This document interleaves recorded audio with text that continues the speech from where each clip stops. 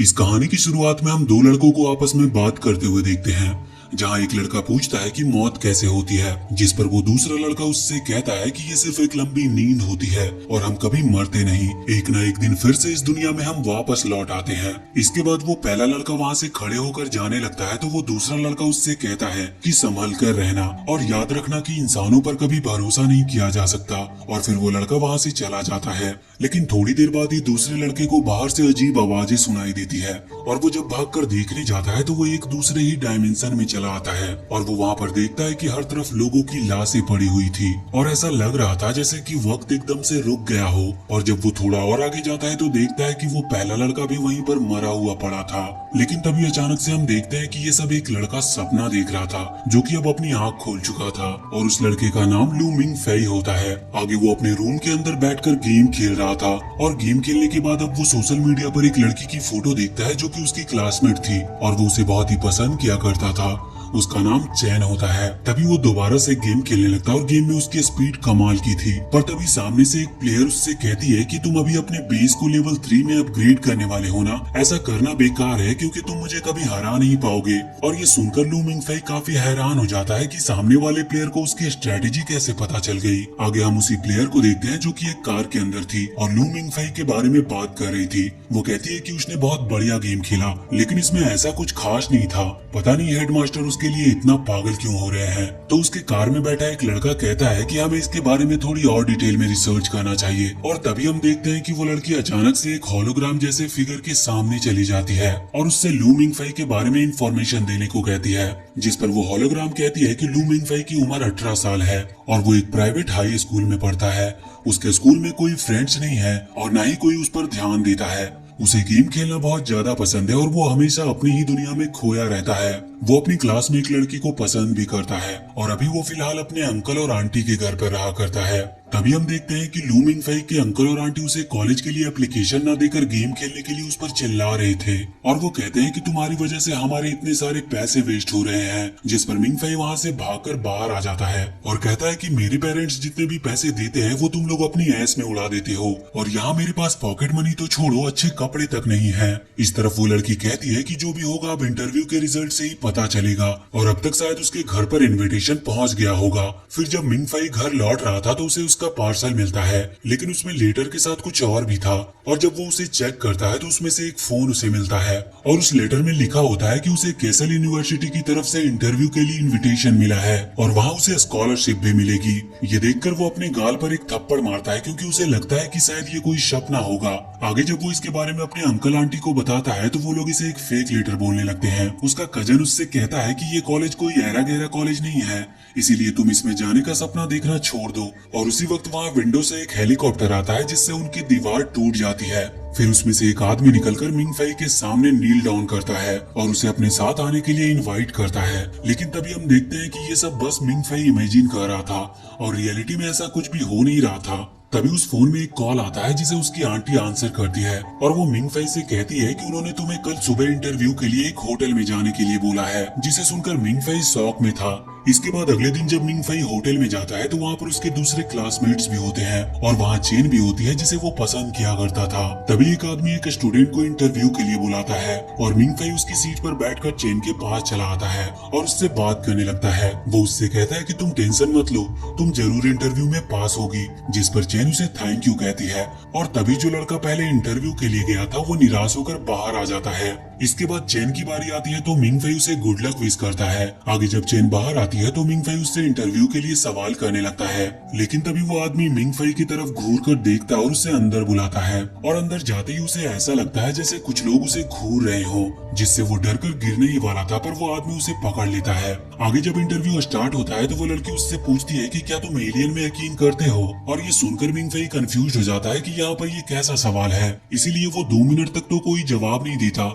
इसके बाद वो जवाब देता है कि हाँ, मुझे यकीन है कि एलियन एग्जिस्ट करते हैं। जिस पर अब वो लड़की उससे पूछती है कि तुम उन पर यकीन क्यों करते हो, तो मिंग फेई कहता है कि मैं पहले हमेशा रात में आसमान को देखकर सोचता था कि ये यूनिवर्स बहुत बड़ा है, लाखों करोड़ों लाइट ईयर से भी ज्यादा बड़ा, और जब लाइट यूनिवर्स के एक कोने से दूसरे कोने में जा रही होगी तो कई सारे गैलेक्सीज के अंदर से जा रही होगी। उसके बीच में जब वो अर्थ के संपर्क में आती है तो 1 सेकंड भी नहीं रुकती, इसीलिए मुझे लगता है कि एलियन एग्जिस्ट करते हैं। फिर वो लड़की अगला सवाल पूछती है कि क्या तुम्हें लगता है कि सुपर पावर्स होते हैं, जिस पर मिंगफाई जोर से कहता है कि हाँ बिल्कुल होते हैं, क्योंकि अगर सुपर पावर फेक है तो इसका मतलब एनिमे के अंदर वो सिर्फ हमें बेवकूफ बनाते हैं और इससे हमारे जीने का मकसद ही खत्म हो जाता है। अब वो अगला सवाल पूछती है कि तुम्हारे हिसाब से इंसान के अंदर सोल होता है जो कि कभी मरता नहीं, या फिर इंसान सिर्फ एक जानवर है जो जिंदा होकर मर जाता है। अब ये सुनकर मिंगफाई सोचता है कि एक इतने बड़े कॉलेज का इंटरव्यू ऐसा क्यों होगा। इसका मतलब साफ है कि वो लोग सिर्फ मेरा मजाक बना रहे हैं। इसीलिए मिंगफाई उन्हें अपनी जीभ दिखाकर कहता है कि बस बहुत हुआ,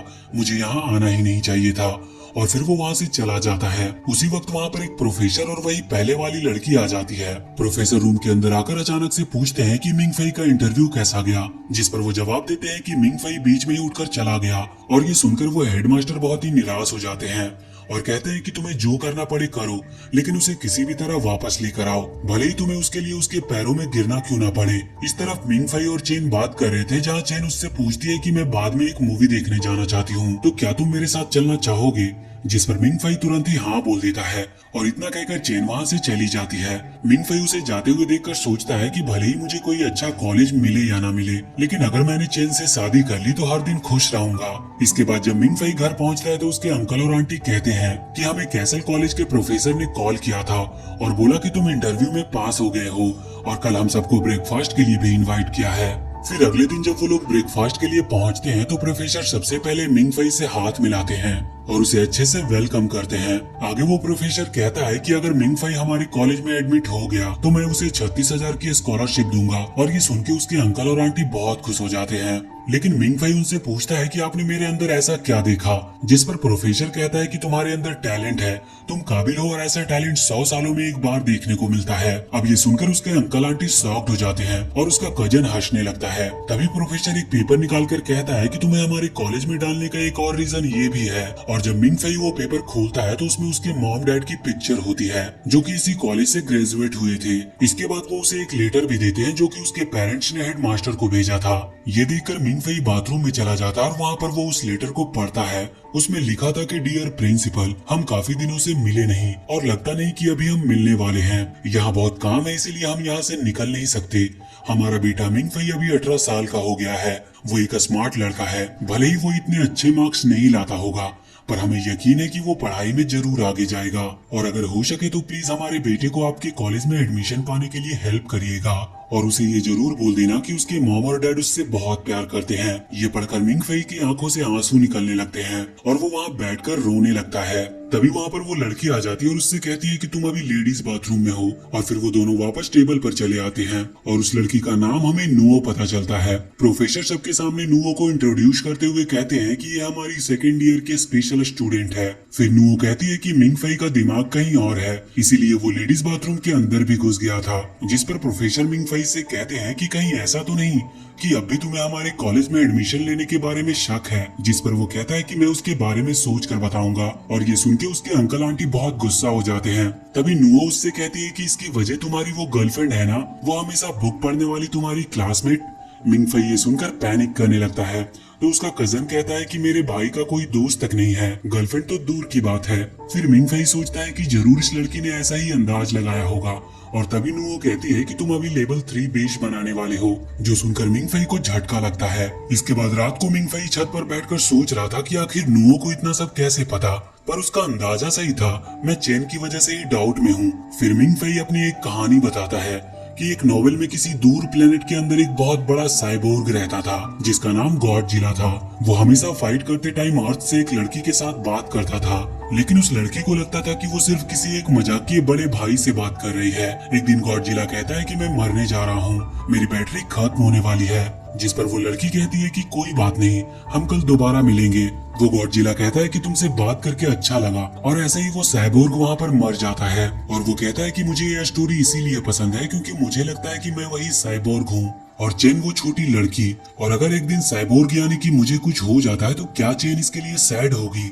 और तभी अचानक से नुओ उसके पीछे से आकर कहती है कि ये तुम उससे ही क्यों नहीं पूछ लेते। उसे अचानक से देखकर मिंगफाई डर जाता है। आगे नुओ उससे कहती है कि मैं तुम्हें बताती हूँ कि चेन क्या सोचती है, वो तुम्हें पसंद नहीं करती। जिस पर मिंगफाई कहता है कि ऐसा नहीं है, अब भी मेरा चांस है। तो नुओ कहती है कि क्या तुमने कभी उसे फ्लावर दिया, क्या कभी उसके साथ मूवी देखने गए हो, या क्या कभी उसके बर्थडे पर उसे कोई गिफ्ट दिए हो। इनमें से तुमने कभी भी कुछ भी नहीं किया, फिर भी चाहते हो कि वो तुम्हें पसंद करे। जिस पर मिंग फई कहता है कि वो और कर भी क्या सकता है, मेरे पास और कोई रास्ता नहीं है। जिस पर नुओ कहती है कि किसी को प्यार करना आसान नहीं होता, अगर तुम उसे पाना चाहते हो तो तुम्हें इसके लिए लड़ना होगा। आगे बढ़ो और सबके सामने जाकर जोर से बोलो कि तुम उसे प्यार करते हो।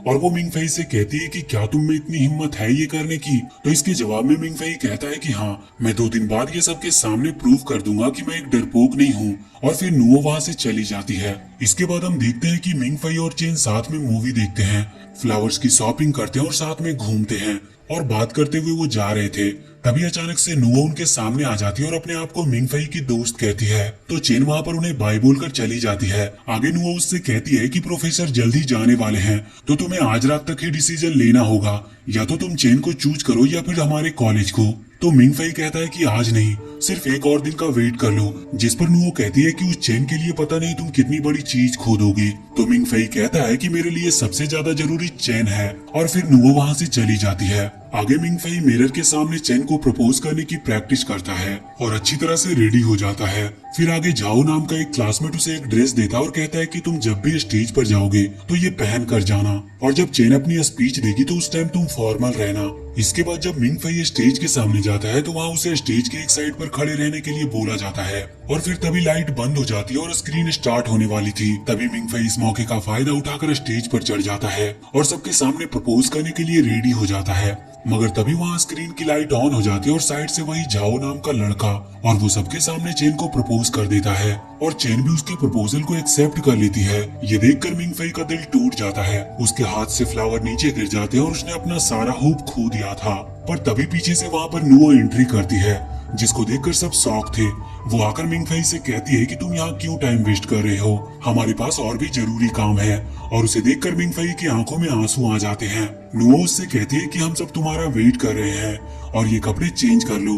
तभी कुछ गर्ल्स जाकर मिंग फई के कपड़े पूरी तरह से चेंज कर देते हैं। फिर नुओ झाओ और चेन से कहती है कि माफ करना, मगर मैं डेविड रिकार्डो को लेकर यहाँ से जा रही हूँ क्योंकि ये ज्यादा जरूरी है।